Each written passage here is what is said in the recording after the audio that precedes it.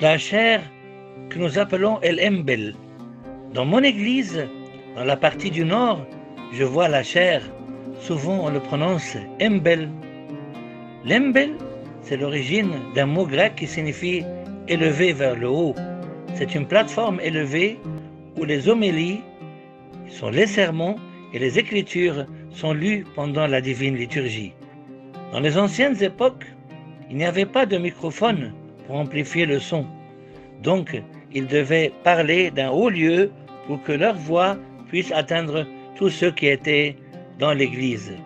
Pour l'instant, les lectures et les prédications ont lieu sur le lutrin et nous ne voyons plus la haute chair que dans les églises archéologiques anciennes. Il était généralement construit sur 12 colonnes hautes qui représentent les 12 disciples. Il était fait de bois, de marbre ou de pierre et décoré avec des icônes de saints. La haute chair vient nous rappeler beaucoup de choses. Sa hauteur nous rappelle la hauteur du mont Sinaï sur lequel Moïse a reçu les tables de la loi de l'Alliance. Elle signifie aussi la haute montagne sur laquelle notre Seigneur Jésus-Christ a prêché le peuple. N'oublions pas la montagne sur laquelle notre Seigneur Jésus-Christ s'est transfiguré. Elle nous montre que l'enseignement de notre Seigneur est si beau que celui qui vit par lui atteindra le ciel.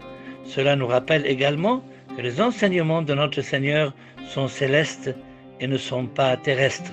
Dans l'Ancien Testament, David le prophète a mentionné la chair quand il a dit dans le psaume 107 qu'il l'exalte dans l'assemblée du peuple et qu'il le célèbre dans le conseil des anciens.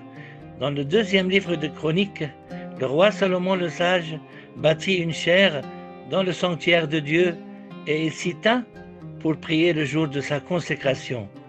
Dans le livre de Néhémie, il est écrit qu'Esdras, le scribe, se tenait sur une chaire en bois et lisait la sainte parole de Dieu au peuple. Mon Église est vraiment très belle, je l'aime beaucoup.